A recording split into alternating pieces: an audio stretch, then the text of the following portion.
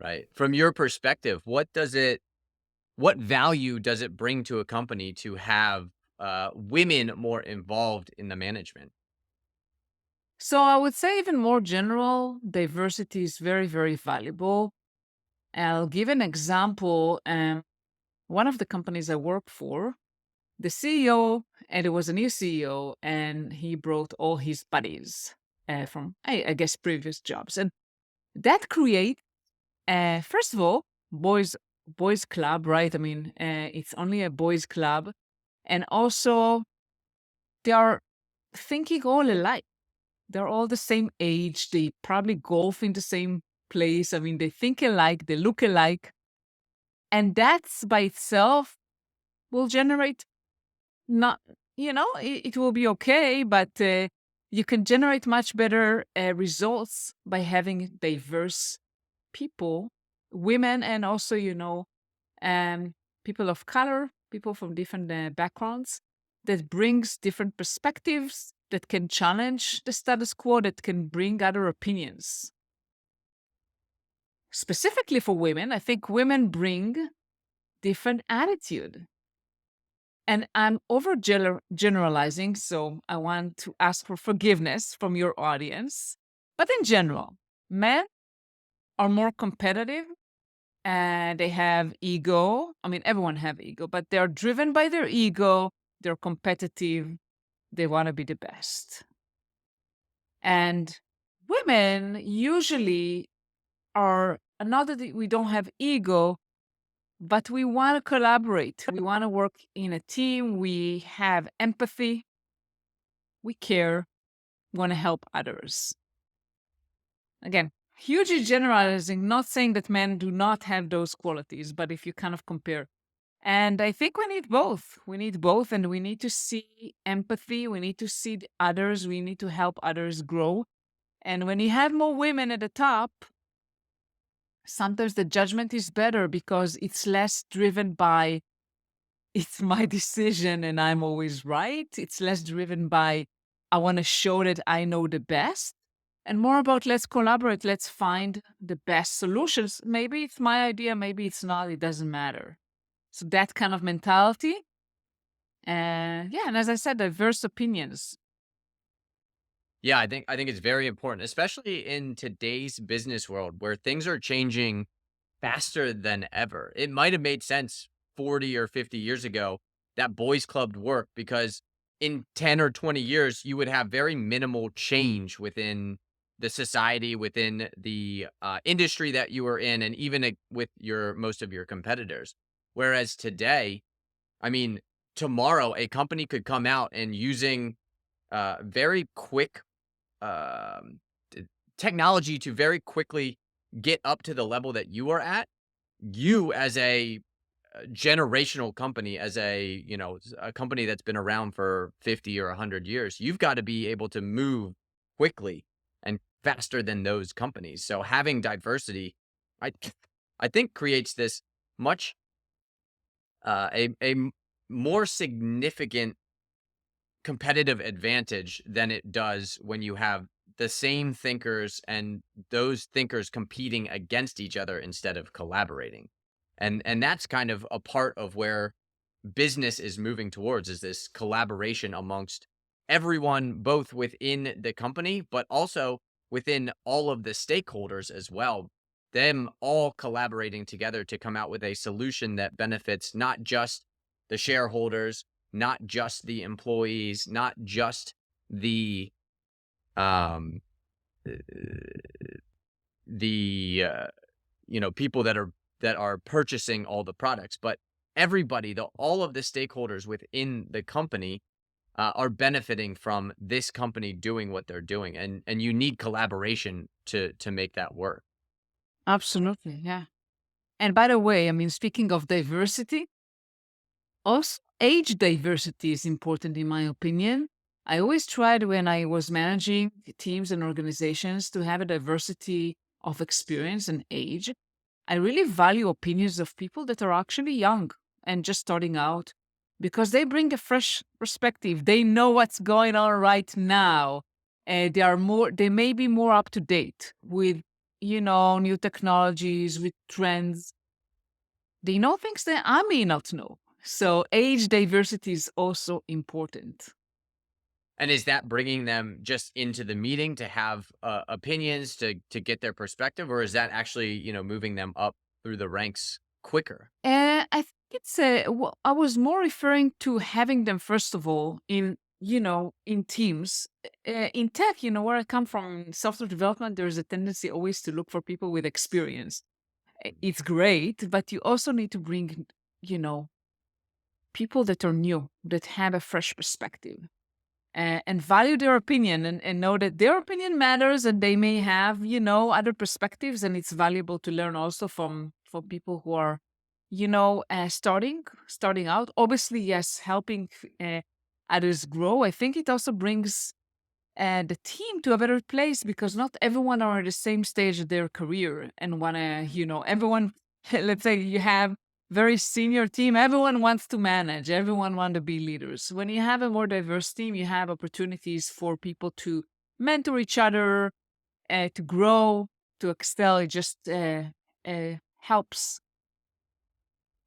Yeah, it seems to probably come with better outcomes, and those are the companies. The companies that embrace this are probably maybe not next quarter, maybe not next year, but in 3 to 5 years, those are gonna be the companies that have seen massive revenue growth, that have seen massive, market share growth, that are operating with a little bit more of a hands-off approach instead of having to have a top-down approach of management and really allowing. I think Netflix is one of the companies that has done this incredibly well, is that they allow their people to make decisions as low as possible on the totem pole, and that frees up the management to see what's coming next, to Mhm. see where the trends are moving, to be 1 or 2 or 3 or 4 steps ahead of where everybody else is, instead of having to spend half their day managing the outcomes of what they are expecting, or having to spend time with employees saying, "This is what I need you to do. Can you please do it?" It's more like, "Here's the end goal that we are looking to achieve. Figure out how to do it. If you have questions, come talk to me." And that's one of the companies that we've seen that, especially in the tech space, has really leaned into this idea of creating diverse groups and giving them the autonomy to do what they need to do best. Yeah, and I can share that I've seen, especially with Gen Z and Gen Y, the younger generations, it doesn't work the same way as it used to be in my generation. Uh, People respect autonomy, as you said. They want to know the why. They want to understand why they're doing what they're doing. They want to be able to voice their opinions. They want to be able to make decisions. They don't want to be told what to do and how to do it. So it's a different world, and we need to adjust. I think obviously there need to be some balance. I mean, it cannot be just bottom up, like people do whatever they want, because that can lead to chaos. But yes, definitely driving change from below, and having people take responsibility and drive change. Exactly. Yeah. So you also talk a lot about remote work and how that plays into the future of business. So let's talk a little bit about that. What do you see? How do you see remote work being used in the workforce, and how can companies, managers, owners effectively implement this new remote work and be able to manage people and expectations while not having them in the same physical location? I think this is the future of work.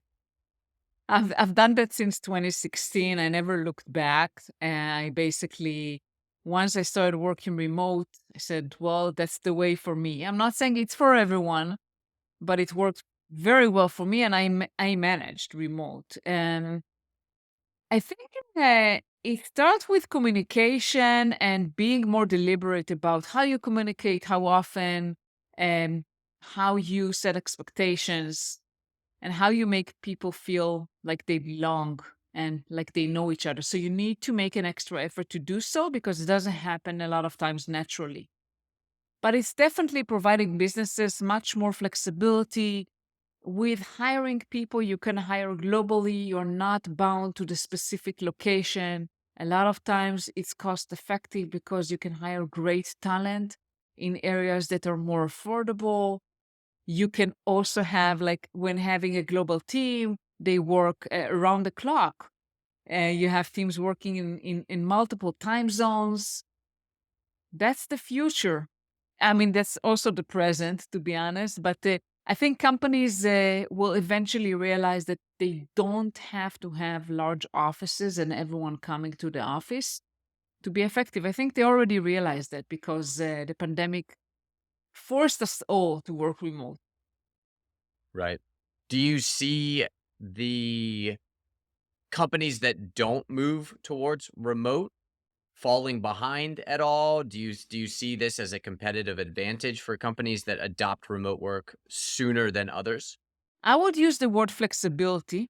First of all, I want to use the word flexibility. I think there is still a place for having offices and for having an in person communication. There's a lot of value in that. And depending on the teams, depending how they work and what exactly companies are doing, right? It may vary, and there are circumstances that sometimes having people in the same office works better.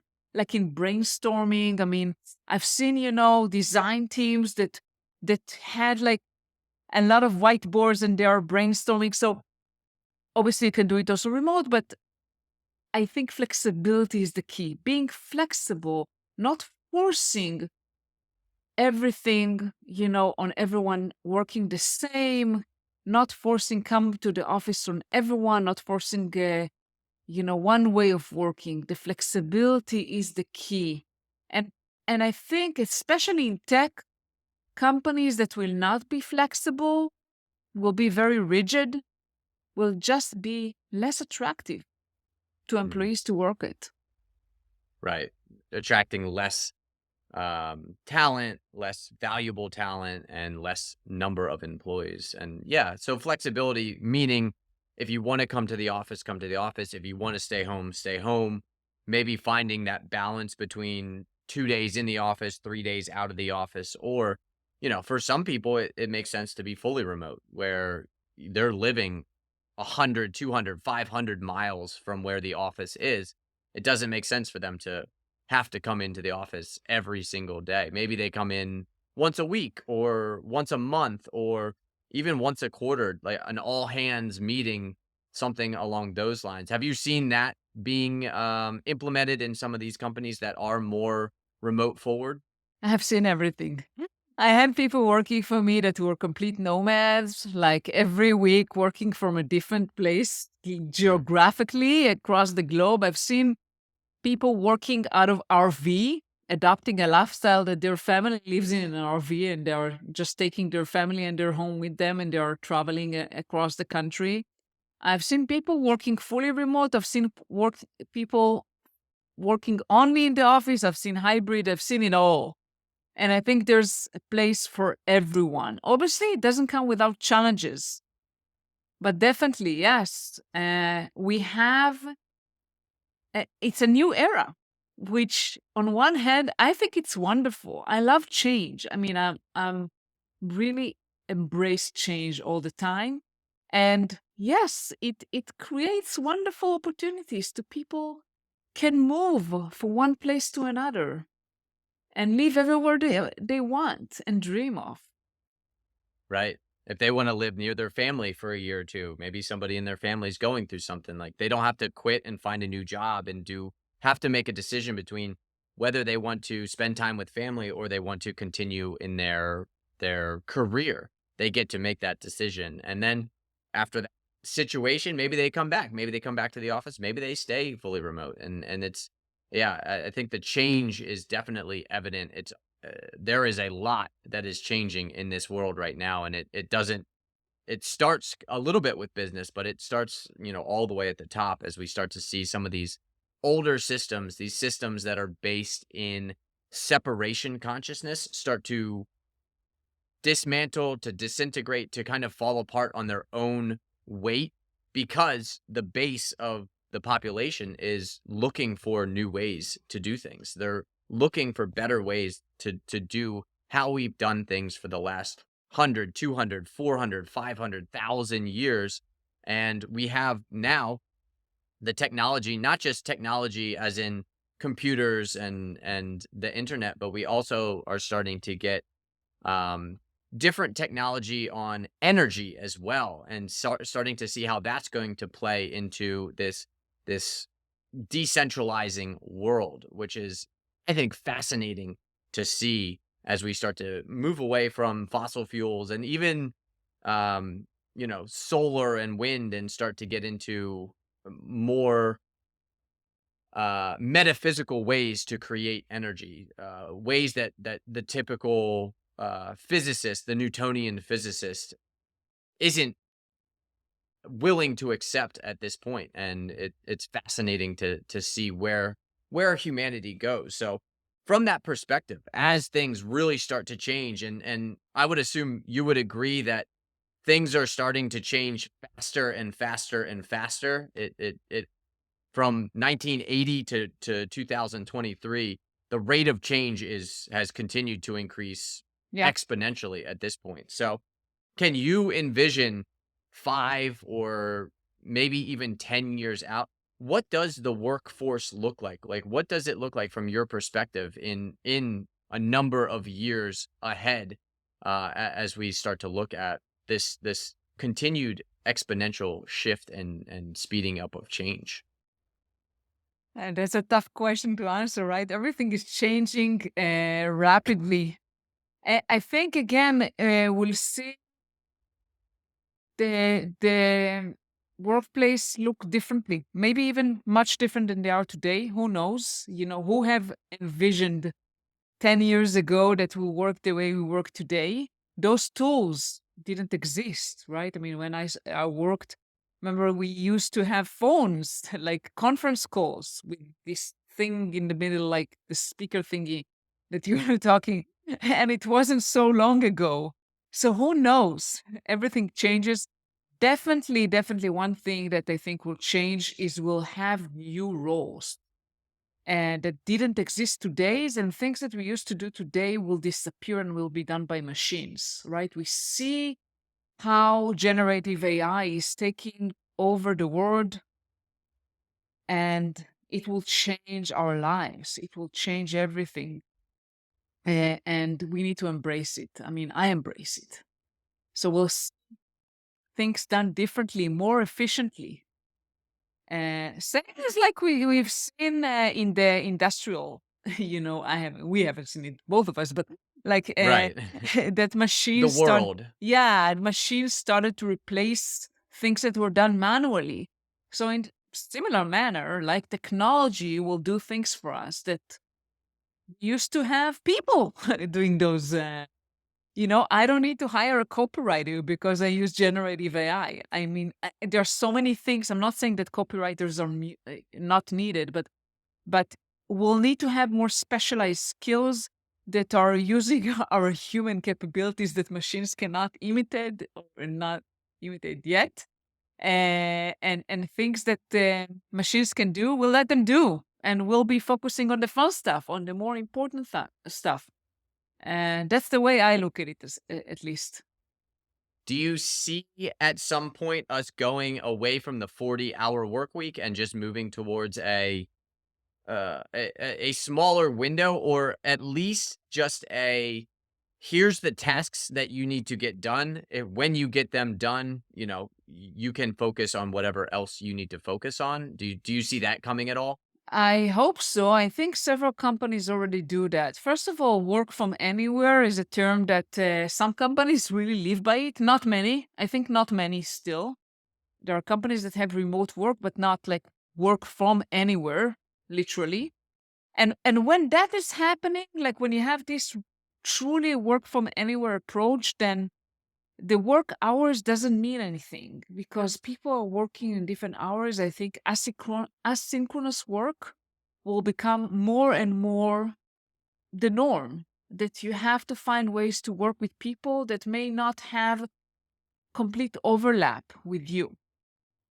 I Right. think we're seeing it already today, but we may see it more and more and more. Does that look, from your perspective, kind of like, are you familiar with Discord? Yeah. Where it's just, a group, it's almost like a group chat basically that's continually going. You can go back, you can search different tasks, and like that's almost what I would envision these work from anywhere companies utilizing, would be like a Discord style log in, let's chat, let's have a communication, and then you guys kind of log out. Anybody can tune into that communication if you feel compelled to share your perspective as part of the community, the Discord. If you feel like you have something to add, you can add that in. But yeah, once that little meeting's over, everybody kind of goes their own separate way. I think that would be an interesting way to approach this idea of work from anywhere and work around the world 24/7, 365. Yeah, and I mean, we already use. I don't. I'm not familiar with Discord. I'm not like a heavy user of it. I just know. I know it. I use it very minimally. My boys Mhm. actually are big users. I actually learned about Discord from them. They're gamers, right? I mean, in the gaming world, it's like a must Yeah. tool to use. I mean, when I use Slack, for example, it was kind of similar. I mean, I think there are a lot of tools that kind of, allow you to work asynchronously and recording stuff, right? I mean, re- tools like Loom, or, there are other tools that you can record short videos, and eventually, as we talked about, moving to a world that you work asynchronously with people and you don't need to all of you work at the same time window. Right. Exactly.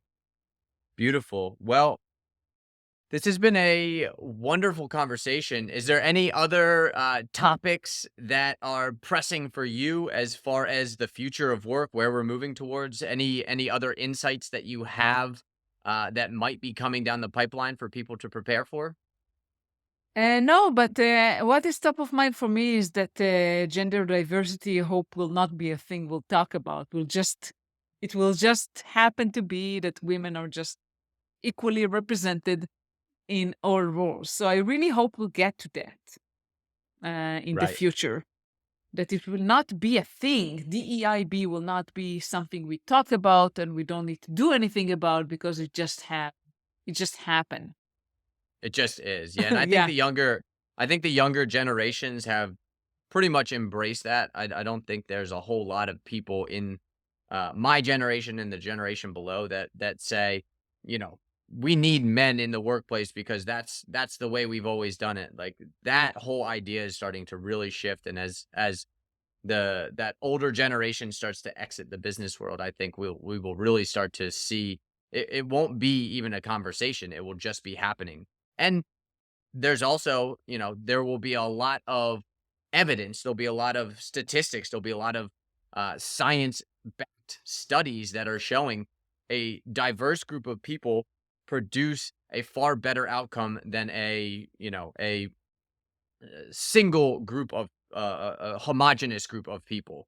And if you're in the business of, growth and making money, and, you're in um, an economic system that is predicated on that, it will benefit you to have and make these decisions. So it really won't even be a decision that people are making. It's like, this is the best way to do business, so we're going to do it. And I think that'll be a definitely a beautiful world. So I had one more question for you, and this is kind of a curveball. So All if you don't right. feel comfortable, I'll feel. let me Mm. know. But I have an idea that as our society, as humanity continues to go down this technological road, we also have to keep up on a spiritual basis. And when I say spiritual, I mean the interconnectivity of all of us, that we are not separate beings, all having separate experiences, but that we are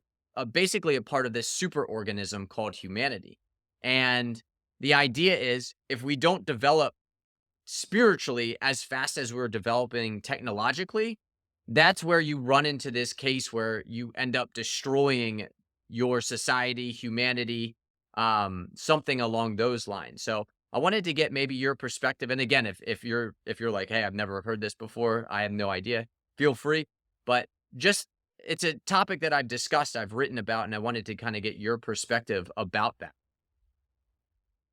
I don't know much about it, but I'll say that thing that we need to take into account our feelings, thoughts, emotions as much as we look into our work, productivity, business. I mean, this is, and I think that we see that more and more that it's so important, and companies spend time in their employee welfare, right? I mean, they are looking into, I don't know if spirituality per se, but well-being, which is something Mhm. that no one talked about like 10, 20, 30 years ago. I mean, no one thought about, okay, like think about even therapists. Uh, Now everyone goes to a therapist. and Right. and and back in the days it was like, okay, are you nuts or something? I'm like, so definitely the emotional side, I look at it more emotionally, like your how are you, not just how you perform and all, productivity and technology, but how are you? How are you taking care of your soul, of your feelings, Mm. rather than just of your doing? What about your being? And I see that more important even than the doing side. The being side is so important. I don't know if this is exactly related to what you kind of call spirituality, but that's kind of my take on it. No, I would say being is it's a representation of your higher self. When you are being, you're allowing the higher self, your soul, the universe to flow through you. You're not in your thinking mind doing, doing, doing. You're allowing and flowing and being in a more natural state. And it does seem there's statistical evidence, there's groups that are doing studies on when you're in a meditative state, when you're in the theta brainwave state, which is the state of being instead of doing, that the outcomes are typically far better than when you're down in delta or alpha state and you're, in the thinking, I got to do this. So it is, I think there are definitely better outcomes for people who are their well-being is taken care of. They are in a calm state. They're in, a parasympathetic state instead of being in this sympathetic state, which is driven typically by stress, by I got to get this done. I have this project I got to do. I have a phone call with the boss. Like that'll bring out that sympathetic state that you exist in. If you can remain in a parasympathetic state, if you can remain in a meditative theta brainwave, and even higher than that, if you can get into a beta brainwave state, then the outcomes just seem to happen far better for everybody involved. And again, there's groups like IONS that are doing studies on this, and there's other groups. Mind Valley is a company that has put a lot of money into studying the different states of consciousness and how they can play a bigger role in business and in your personal life. So I would agree 100%. The more we can get well being, the better state each human is when they're going to work, and what what remote work and diversity and all of these ideas kind of brings into play is a much more an easier way to do things so that people aren't going into this lower state of consciousness. They're not going into that sympathetic state. They remain in that parasympathetic state. They make these great decisions. Maybe they're only working 10 or 15 hours a week, but they're still doing what they need to do, and everybody benefits from that. So, um yeah, Limor, this has been a wonderful conversation. I really appreciate you coming on today. If people are looking to either work with you or just find out a little bit more information about you, where can they go to take a look at who Limor is? Go to LinkedIn. That's where I'm mostly active. I mean, I do have a website as well, but just type Limor Bergman on LinkedIn and you'll find me. I'm posting almost daily. So you can learn more about it. You can listen also to my podcast and see what I'm doing. And what's that podcast called? It's called From a Woman to a Leader, and it's dedicated for women in tech leadership. To my mission, having more women in executive roles and C-suite in tech.